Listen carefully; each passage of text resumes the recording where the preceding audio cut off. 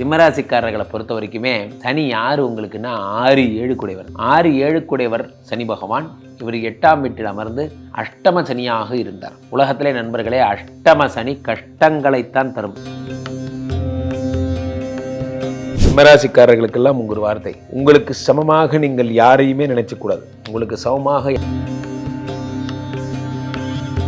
6 குடைவன் 8ஆம் வீட்டிலே மறையும் பொழுது, ரணருண ரோக சத்துருஸ்தானாதிபதி மறையும் பொழுது, வியாதி கடன் கஷ்டம் போன்றவை வக்கரமாகும் பொழுது,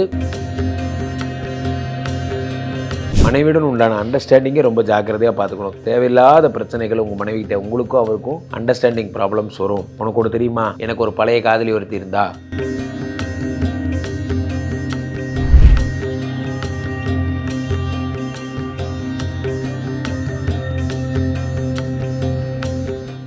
உலகெங்கிலும் இருக்கும் ரியல் ஒன் ஆன்மீகம் நேயர்கள் அனைவருக்கும் வணக்கம். நான் உங்கள் ராம்ஜி. சிம்மராசிக்காரர்களுக்கெல்லாம் இந்த சனி வக்கரம் என்ன பலன்களை தரப்போகிறது?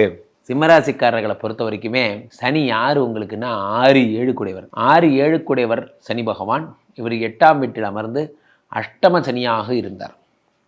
உலகத்திலே நண்பர்களே, அஷ்டம சனி கஷ்டங்களைத்தான் தரும். இப்படி அஷ்டம சனி கஷ்டங்களைத்தான் தரும் என்பது எழுதப்படாத விதி, எழுதப்பட்ட விதினே கூட வச்சுக்கங்க. அஷ்டம சனி கஷ்டங்களைத்தான் தரும். இந்த அஷ்டம சனி என்ன பிரச்சனைகள்லாம் உண்டாக்குவார்?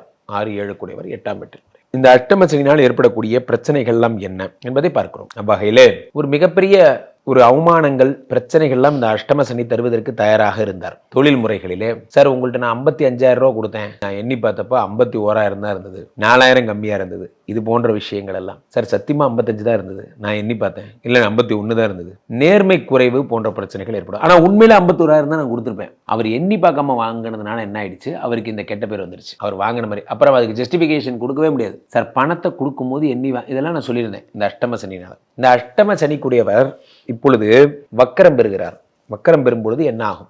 அப்போ 6-7 குடையவர் வக்கரம் பெறும் பொழுது, 6 குடையவர் வக்கரம், 6னா ரணருண ரோக சத்ருஸ்தானம், வியாதி கடன் கஷ்டம் எல்லாம் 6ஆம் இடம். உடம்புல பெரிய வியாதி இருந்தது சார், ருணம்னா கடன், பெரிய கடன் இருந்தது சார். ரோகம்னா என்ன? ரோகம்னா உங்களுக்கு வந்து ரணம்னா புண்ணு காயம், ரோகம்னா உங்களுக்கு வந்து வியாதி, சத்ருனா என்ன? சத்ருனா எதிரிகள். இவர்கள் எல்லாம் வக்கரம் பெறும் பொழுது எதிர்க்க வந்த எதிரி கூட எதிர்த்தின்னில் எதிரிகளை நம்பிக்கை கொள், எதிரிகளே கிடையாது. நண்பர்களே, ஒரு விஷயம் தெளிவாக புரிந்து கொள்ளுங்கள். சிம்மராசிக்காரர்களுக்கெல்லாம் உங்கள் வார்த்தை, உங்களுக்கு சமமாக நீங்கள் யாரையுமே நினைச்சக்கூடாது. உங்களுக்கு சமமாக யாரும் கிடையாது. யாரையாவது ஒருத்தர் உங்களுக்கு சமம்னு நினைக்கும் போது தான் பிரச்சனையே வருது. உங்களுக்கு சமமாக யாரையும் நினைக்கக்கூடாது. எதிரியா என்ன பண்ணிடுவான், இது மாதிரி பண்ணுவானா, அவனோட ஏன் அதை பண்ண முடியாது? புஷ்பா படம் எத்தனை பேர் பார்த்தீங்க? அதில் ஒரு சீன் வரும், நான் வரும்போது ஆட்டோவில் தான் வந்தேன், போகும்போது காரில் தான் போவேன் என்று சொல்லி அவனுக்கு கிடைச்ச 5 லட்சத்தையும் காரில் தான் போவான். அதான் திமிரு. இந்த திமிரு வேணும் சிம்மராசிக்காரர்களுக்கு. இந்த திமிரு ஏற்பட போகிறது. 6 குடைவன் 8ஆம் வீட்டிலே மறையும் பொழுது, ரணருண ரோக சத்துருஸ்தானாதிபதி மறையும் பொழுது, வியாதி கடன் கஷ்டம் போன்றவை வக்கரமாகும் பொழுது, ஒரு படத்தில் ரஜினிகாந்த் சொல்கிற மாதிரி கால் மேலே கால் போட்டு சொல்லுவார், உனக்கு நான் முன்னுக்கு வர்றது பிடிக்கலன்னா நான் முன்னுக்கு வருவேண்டா, உனக்கு நான் ஜெயிக்கிறது பிடிக்கலன்னா உன் முன்னாடி ஜெயிச்சு காட்டு வேண்டா, உன் முன்னாடி கால் மேலே கால் போடுறது உனக்கு பிடிக்கலன்னா நான் கால் மேலே கால் போடு வேண்டா. இதெல்லாம் ஏற்படும் சிம்மராசிக்காரர்களுக்கு. இந்த நேரம் வந்து உங்கள் கம்பெனியில் உங்களை சொல்லியிருப்பாங்க, ஒன்றுத்துக்கும் வேலைக்கு ஆக மாட்டேன், நீலாம் எதுக்குமே வேலைக்கு ஆக மாட்டேன், எங்கே போனாலும் உருப்பிட மாட்டேன் போன்ற நல்ல விஷயங்கள்லாம் சொல்லியிருப்பாங்க. அவர்கள் முன்னாடி நீங்கள் சொல்ல வார்த்தை ஒன்றே ஒன்று தான், யாரை நீங்கள் ஒன்றுத்துக்கும் ஆகாதவன்னு சொன்னீங்களோ அவங்க முன்னாடியே நான் வாழ்ந்து காட்டுவேன், பார்க்குறீங்களா என்று சொல்லி அந்த மேனேஜருக்கே நீங்கள் உங்கள் பேங்க் ஸ்டேட்மெண்ட் அனுப்பி, ரொம்ப சந்தோஷம், உங்கள் கம்பெனியில் இருந்திருந்தால் எனக்கு 1 லட்ச ரூபா சம்பளம் கிடைக்கும், இன்றைக்கி நான் ஒரு நாளைக்கு 1 லட்ச ரூபா சம்பாதிக்கிறேன், நல்லா இருக்கேன் போன்றவையெல்லாம் நீங்கள் பண்ணுவீங்க. காரணம் என்னவென்றால், உங்களுக்கு சனி பகவான் உங்களுக்கு வந்து சனி வக்கரம். சனி கொடுத்தால் எவர் தடுப்பார்? சனி பகவான் உங்களுக்கு வச்சு அருமையாக எல்லா பலன்களையும் தருவார்.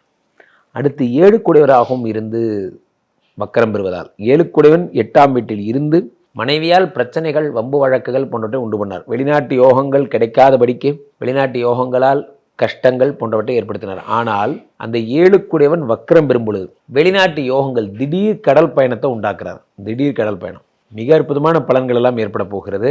சிம்மராசிக்காரர்களுக்கு திடீர் கடல் பயணம் போன்றவற்றை ஏற்கனவே 7ல் ராகு, அப்போ 7 குடைவன் வேற வக்கரம் பண்ணும் பொழுது வெளிநாட்டுக்கு போகிறீங்க, அமெரிக்கா போகிறீங்க, அண்டார்டிகா போகிறீங்க, இது அண்டார்டிகா போகிறேண்ணா, சும்மா போயிட்டு வாங்க சார், யாருமே போகல, நம்ம தான் போவோம். அந்த மாதிரியான உலகின் ரொம்ப பயங்கரமான குளிர் பிரதேசங்களுக்கெல்லாம் கூட நீங்கள் போகிறீங்க போன்றவெல்லாம் ஏற்படுகிறது. ஸோ இதெல்லாம் தான் உங்களுடைய இந்த சிம்மராசிக்காரர்களுக்கு சனியினால் ஏற்படக்கூடிய சனி வக்கர பலன்கள். சிம்மராசிக்காரர்கள் தான் ஒரு சபையில் இருந்தீங்கன்னா நீங்கள் கௌரவிக்கப்படுவீர்கள், நீங்கள் முதன்மை பெறுவீர்கள். சிம்மராசிக்காரர்கள் சனி கொடுத்தால் எவர் தடுப்பார்? சனி உங்களுக்கு அத்தனை நன்மை காரியங்களை உங்களுக்கு செய்ய போகிறார். யார் வியாதி கடன் கஷ்டம் கொடுத்தமோ அவனே 8ல் மிறந்து விபரீத ராஜயோகம் பெற்று அவன் வக்கரம் பெற்று ஒரு நன்மைகளை தருகிறார். அதே மாதிரி 7 8ஆம் வீட்டில் இருந்து வக்கரம் பெற்று நன்மைகளை தருகிறார். மனைவியுடன் உண்டான அண்டர்ஸ்டாண்டிங்கை ரொம்ப ஜாக்கிரதையாக பார்த்துக்கணும். தேவையில்லாத பிரச்சனைகள் உங்கள் மனைவிக்கிட்ட உங்களுக்கும் அவருக்கும் அண்டர்ஸ்டாண்டிங் ப்ராப்ளம்ஸ் வரும். உனக்கு ஒன்று தெரியுமா, எனக்கு ஒரு பழைய காதலி ஒருத்தி இருந்தா, ஏதோ ஒன்று சொல்லுவீங்க, அவள் பேர் கவிதா, நானும் அவ்வளோ லவ் பண்ணோம், இந்த உண்மையை உனக்கு தெரிஞ்சால் உன்னால் தாங்க முடியாதுன்னு நான் மறைச்சிட்டேன். இப்போ இது ரொம்ப முக்கியம். உங்கள் 20 வருஷத்துக்கு முன்னாடி நீங்கள் லவ் பண்ண கதை இப்போ ரொம்ப முக்கியம். இதை சொல்லி நடந்தது என்ன? இதை சொல்லி தேவையில்லாத ஒரு மனக்கசப்பும் மனக்குழப்பமும் உண்டாகி உங்களுக்குள்ள பிரிவினை வந்தது தான் மிச்சம். நண்பர்களே, தேவையற்ற நேரங்களில் தேவையற்றதை விவாதிக்காமல் இருப்பது நல்லது. அதான் ஒரு வார்த்தை சொல்லுவாங்க, என்ன சொல்லுவாங்க, மனசில் பட்டதெல்லாம் பேசக்கூடாது, மனசில் வச்சுக்காமல் பேசணும். ஆனால் மனசில் பட்டதெல்லாம் பேசக்கூடாது. அதுபோல் சிம்மராசிக்காரர்கள் மனசில் பட்டதெல்லாம் பேசாதீங்க. உங்களுக்கு 1000 தோணும் மனசுக்குள்ளே, என்னென்னமோ தோணும். அது எல்லாத்தையும் சொல்லும் பொழுது என்ன ஆகிறது என்றால் இருக்கின்ற நிம்மதியும் உங்களுக்கு கெட்டுப்போகிறது. ஆக சிம்மராசிக்காரர்கள் வார்த்தைகளில் ரொம்ப ஜாக்கிரதையாக இருக்கணும். உங்களுடைய மனைவி சம்மந்தப்பட்ட விஷயங்கள், மனைவியுடைய குடும்பத்தார் போன்றோட ஜாக்கிரதையாக இருக்கணும். பார்ட்னர், கூட்டாளி போன்றவர்கள்ட்ட ரொம்ப ஜாக்கிரதையாக இருக்கணும். அவர்களுடைய அறிவுரையை ஓரளவுக்கு கேட்கலாம், அதையே ஒரு பெரிய விஷயமாக நீங்கள் நம்பிட்டு இருக்கக்கூடாது போன்றவகை ஜாக்கிரதையாக இருக்கணும். 7 வக்கரமாக இருப்பதால் இப்போ உங்கள் பார்ட்னர் ஏதாவது உங்களை செலவு பண்ண சொல்கிறார், பார்ட்னர் நம்ம கம்பெனிக்கு இன்னும் கொஞ்சம் ஒரு 10 லட்சம் செலவு பண்ணிங்கன்னா இன்னும் கம்பெனி இன்னும் டெவலப் பண்ணலாம், அப்படி பண்ணலாம் இப்படி பண்ணலாம் ஏதாவது சொன்னார்னா அதெல்லாம் நம்பக்கூடாது போன்ற சிம்மராசிக்காரர்கள் ரொம்ப ஜாக்கிரதையாக இருக்க போகிறீங்க. ஆனால் அதே நேரம் எந்த அஷ்டமசனி உங்களுக்கு பிரச்சனைகளை தந்தோ அந்த அஷ்டமசனி உங்களுக்கு நன்மைகளை வாரி வழங்க போகிறது. கீழே போயிட்டு இருக்க இந்த 2 நம்பரை கூப்பிடுங்க, உங்களுடைய சொந்த ஜாதகத்தை பார்த்து கொள்ளுங்கள்.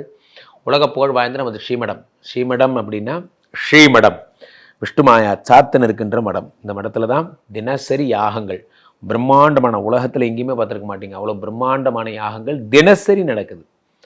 மீண்டும் ஒரு நல்ல பதிவில் சந்திப்போம். நன்றி, வணக்கம்.